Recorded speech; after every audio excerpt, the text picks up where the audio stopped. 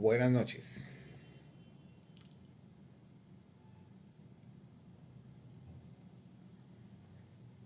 Como siempre, los jueves, durante todo este periodo de alejamiento físico, pero cercanía emocional con ustedes a través de la literatura, por aquí vamos a ver quiénes aparecen.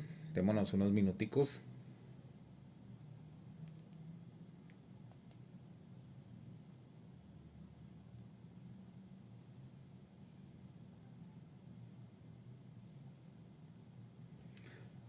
A ver si nos llegan, aunque sean las compañeras de siempre.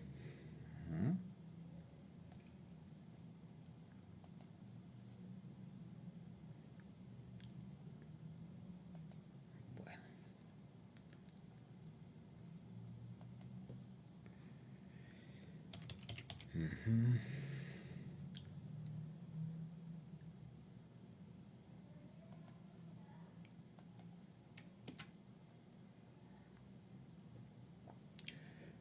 Nadie en el chat. Hoy no tenemos música.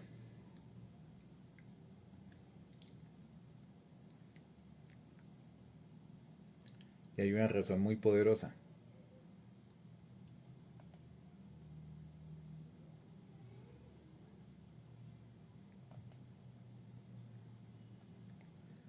para no tener música.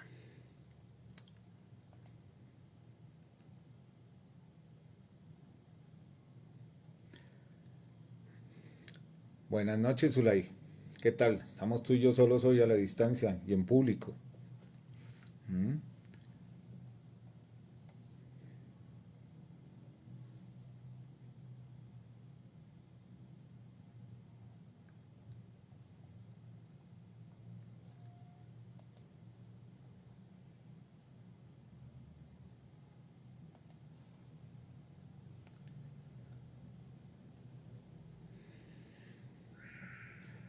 Buenas noches, Ángela.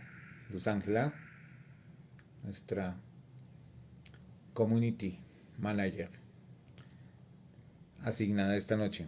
Ya somos tres. ¿Mm? Eh, disculpen. 802.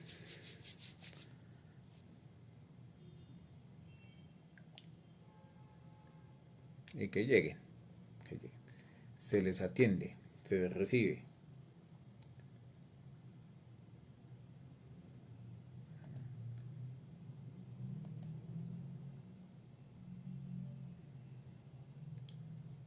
Bueno. Les decía que hoy no tenemos música por una razón muy poderosa, y es que como los que somos amigos, amantes, seguidores del fútbol, estamos de duelo porque una de nuestras figuras ha partido, Diego Maradona. Entonces por eso hoy no hay música, como respeto a su memoria como deportista, como atleta y como ícono del juego más popular de este planeta, del fútbol. ¿Sí? Por el deportista es el silencio, por la persona, en fin. Bueno, y también porque hoy vamos a trabajar un coetáneo de Diego Maradona, una persona trascendente en el mundo de la literatura latinoamericana y mundial. Aquí siempre hablamos de gente de connotaciones mundiales. Y hoy he escogido la obra del maestro Ernesto Sábato, centenario, por cierto. Si mal no recuerdo, él falleció de un siglo, una persona supremamente longeva, maestro Ernesto Sábato, Sábato, discúlpenme ustedes. Ha sido un día largo, por cierto. Y esto, hay un texto muy interesante, que fue el primero que leí sobre dioses y tumbas. Fue una obra así muy grande, pero sí muy importante. Él fue pintor, fue escritor, fue científico, físico. ¿Mm? Entonces, todo eso lo aunó en sus escritos. Y hoy más que un cuento tenemos es una reflexión, reflexiones que nos caen bien en estos momentos tan complejos en todo sentido en el mundo, que no solo es el COVID, es todos los males que nos aquejan. El apocalipsis, dicen algunos, aunque están esperando el apocalipsis hace mucho tiempo. Pero sí, muchos finales, pero quienes seguimos aquí somos optimistas, a pesar de todo. Entonces, del maestro Ernesto Sábado, de un libro que se llama Resistencia, he escogido estas reflexiones. Más que cuentos, son reflexiones. Y ya por lo menos están los de siempre.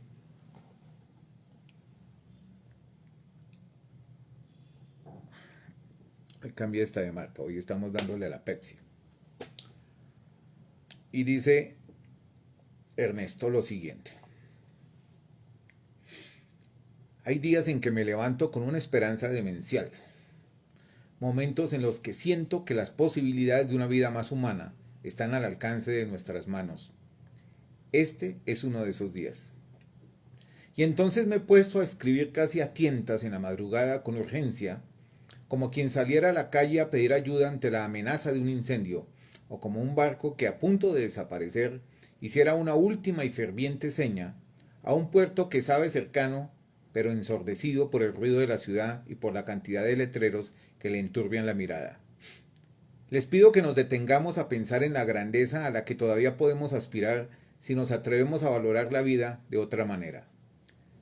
Nos pido ese coraje que nos sitúa en la verdadera dimensión del hombre. Todos, una y otra vez, nos doblegamos. Pero hay algo que no falla y es la convicción de que únicamente los valores del espíritu nos pueden salvar de este terremoto que amenaza la condición humana. Mientras les escribo, me he detenido a palpar una rústica talla que me regalaron los Tobas y que me trajo como un rayo a mi memoria una exposición virtual que me mostraron ayer en una computadora, que debo reconocer que me pareció cosa de mandinga. Porque a medida que nos relacionamos de manera abstracta, más nos alejamos del corazón de las cosas, y una indiferencia metafísica se adueña de nosotros mientras toman poder entidades sin sangre ni nombres propios. Trágicamente el hombre está perdiendo el diálogo con los demás y el reconocimiento del mundo que lo rodea, siendo que es allí donde se dan el encuentro, la posibilidad del amor, los gestos supremos de la vida. Las palabras de la mesa, incluso las discusiones o los enojos, parecen ya reemplazadas por la visión hipnótica. La televisión nos tantaliza, quedamos como prendados de ella. Este efecto entre mágico y maléfico es obra, creo, del exceso de la luz que con su intensidad nos toma. No puedo menos que recordar ese mismo efecto que producen los insectos y aún en los grandes animales. Y entonces, no solo nos cuesta abandonarla, sino que también perdemos la capacidad para mirar y ver lo cotidiano. Una calle con enormes tipas, unos ojos candorosos en la cara de una mujer vieja, las nubes de un atardecer. La floración del aromo en pleno invierno no llama la atención a quienes no llegan ni a gozar de los jacarandáes en Buenos Aires. Muchas veces me ha sorprendido cómo vemos mejor los paisajes en las películas que en la realidad.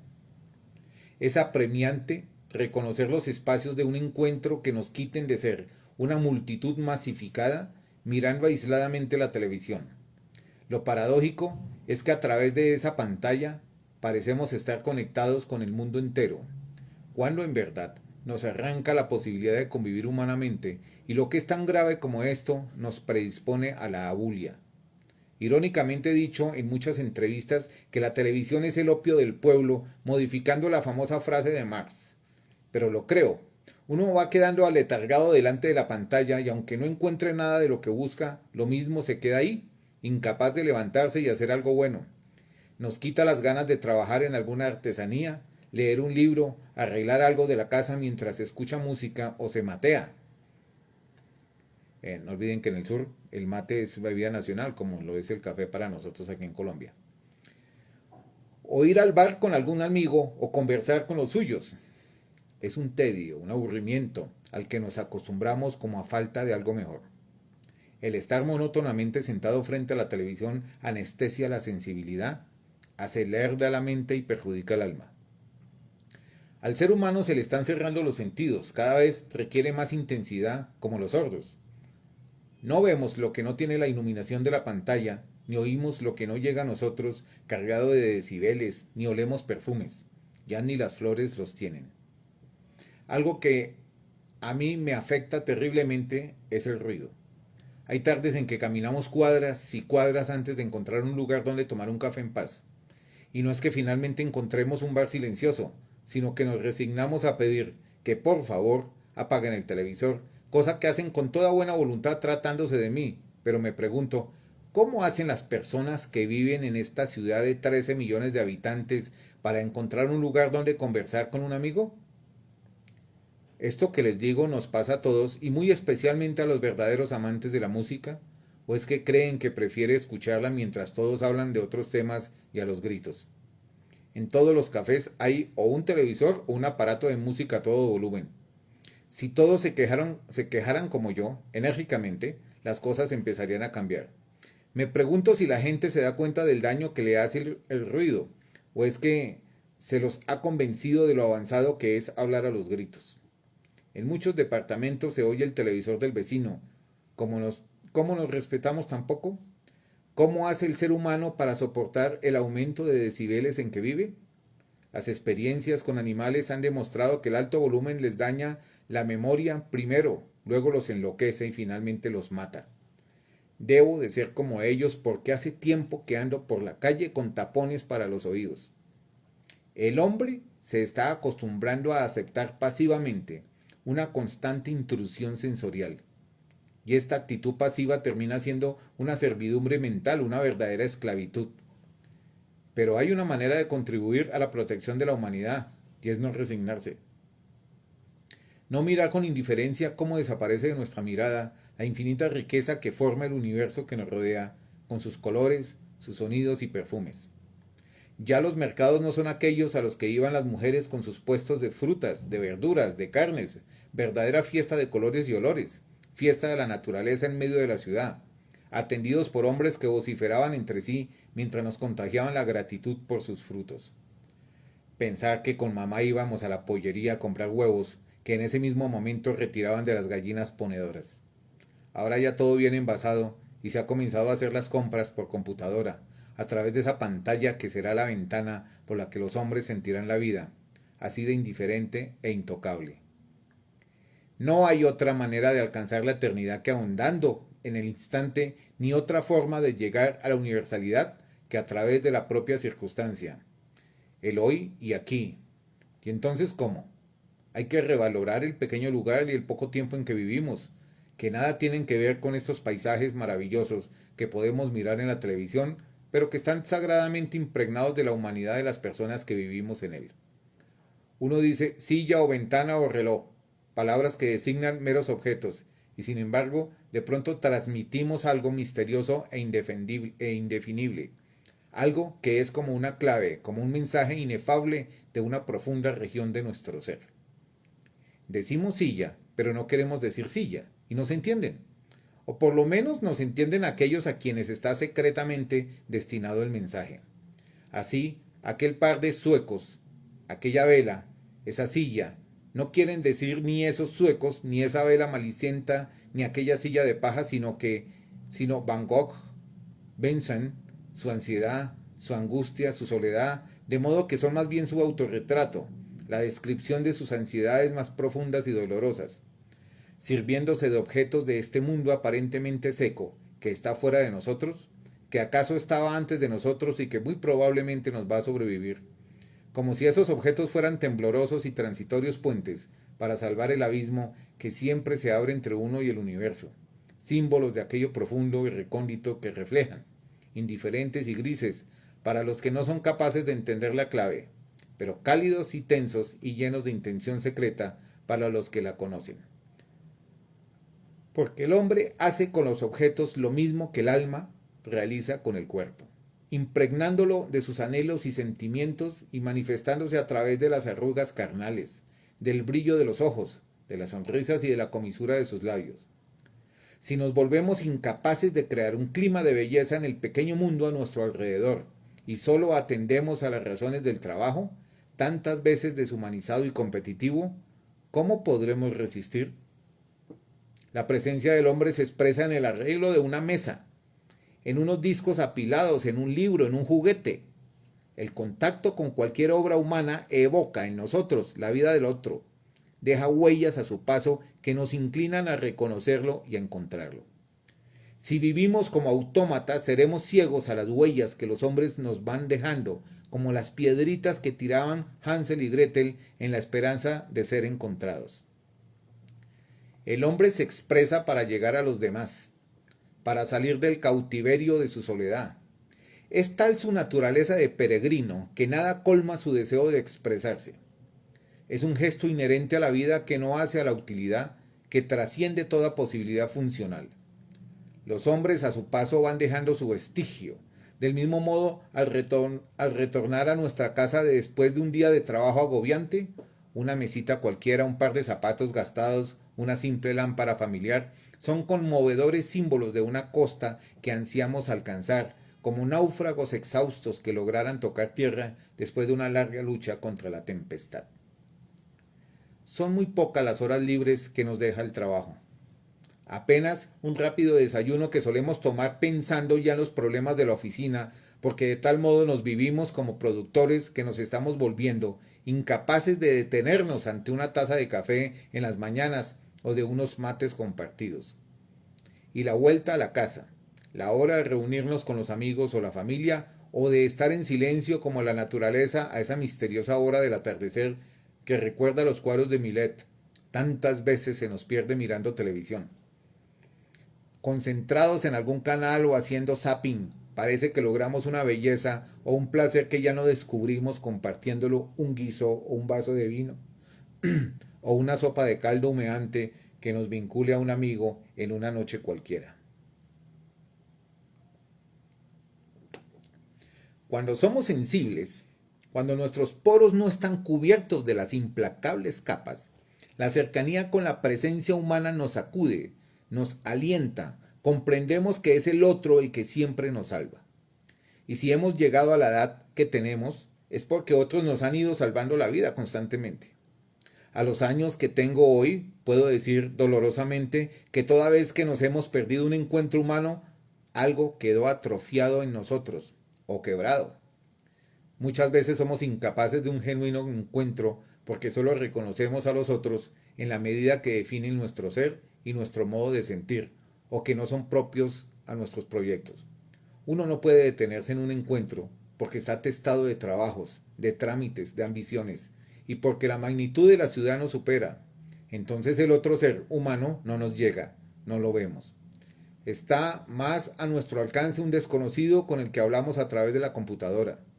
En la calle, en los negocios, en los infinitos trámites, uno sabe abstractamente que está tratando con seres humanos, pero en lo concreto tratamos a los demás como a otros tantos servidores informáticos o funcionales. No vivimos esta relación de modo afectivo como si tuviésemos una capa de protección contra los acontecimientos humanos desviantes de la atención.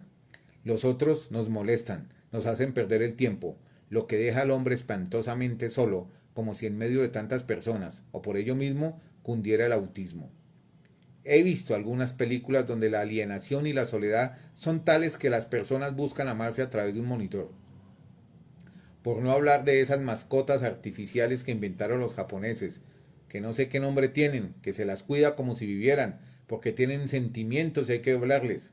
Qué basura y qué trágico pensar que esa es la manera que tienen muchas personas de expresar su afecto.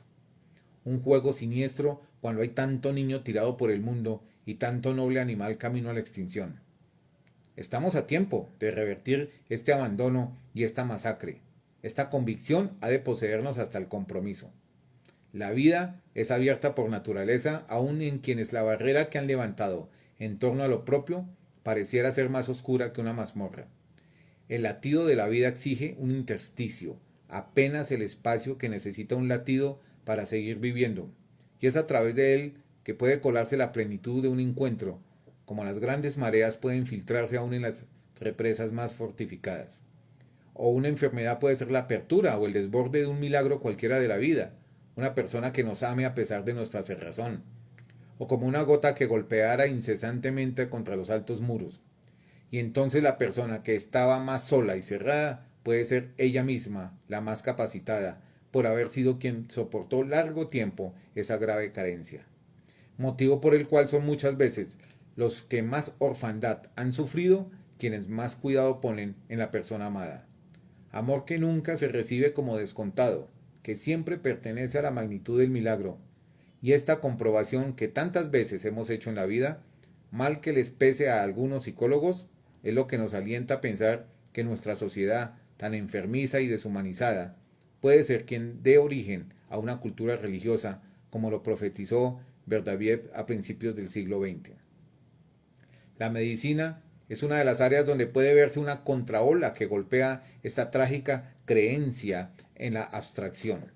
Si en el año 1900 un curandero curaba por su gestión, los médicos se echaban a reír porque en aquel tiempo solo creían en cosas materiales como un músculo o un hueso.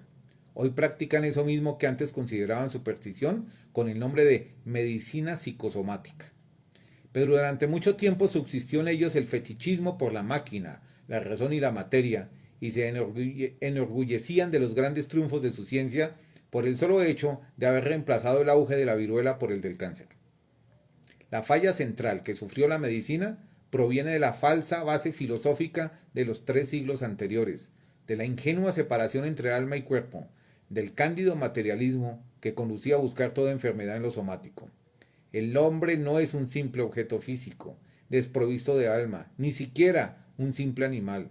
Es un animal que no solo tiene alma, sino espíritu, y el primero de los animales que ha modificado su propio medio por obra de su cultura. Como tal, es un equilibrio inestable entre su propio soma y su medio físico y cultural. Una enfermedad es quizás la ruptura de ese equilibrio, que a veces puede ser provocada por un impulso somático y otras por un impulso anímico, espiritual o social. No es nada difícil que enfermedades modernas como el cáncer sean esencialmente debidas al desequilibrio que la técnica y la sociedad moderna han producido entre el hombre y su medio. ¿El cáncer no es acaso un cierto tipo de crecimiento desmesurado y vertiginoso? Cambios mesológicos provocaron la desaparición de especies enteras, y así como los grandes reptiles no pudieron sobrevivir a las transformaciones que ocurrieron al final del periodo mesozoico, podría suceder que la especie humana fuese incapaz de soportar los catastróficos cambios del mundo contemporáneo. Pues estos cambios son tan terribles, tan profundos y sobre todo tan vertiginosos, que aquellos que provocaron la desaparición de los reptiles resultan insignificantes. El hombre no ha tenido tiempo para adaptarse a las bruscas y potentes transformaciones que su técnica y su sociedad han producido a su alrededor. Y no es arriesgado afirmar que las enfermedades modernas sean los medios de que se está valiendo el cosmos para sacudir a esta orgullosa especie humana. Nuestro tiempo cuenta con teléfonos para suicidas. Sí, es probable que algo se le pueda decir a un hombre para quien la vida ha dejado de ser el bien supremo. Yo mismo muchas veces atiendo gente al borde del abismo, pero es muy significativo que se tenga que buscar un gesto amigo por teléfono o por computadora y no se le encuentre en la casa o en el trabajo o en la calle, como si fuésemos internados en alguna clínica enrejada que nos separa de la gente a nuestro lado. Y entonces, habiendo sido privados de la cercanía de un abrazo o de una mesa compartida, nos quedaran los medios de comunicación.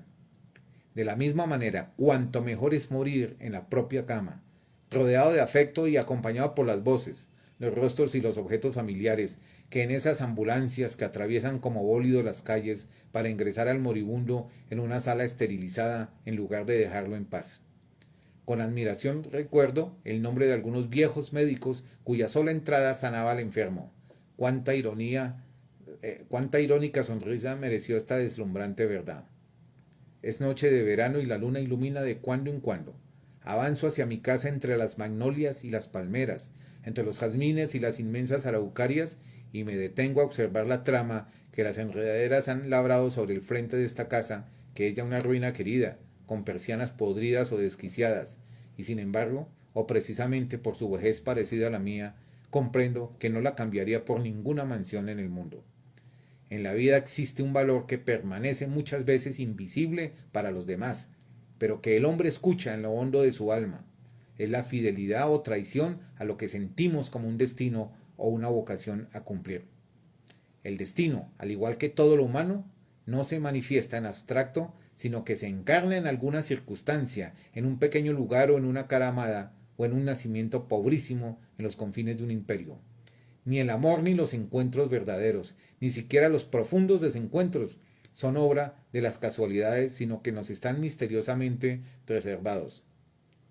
¿Cuántas veces en la vida me ha sorprendido cómo, entre las multitudes de personas que existen en el mundo, nos cruzamos con aquellas que de alguna manera poseían las tablas de nuestro destino, como si hubiéramos pertenecido a una misma organización secreta o a los capítulos de un mismo libro?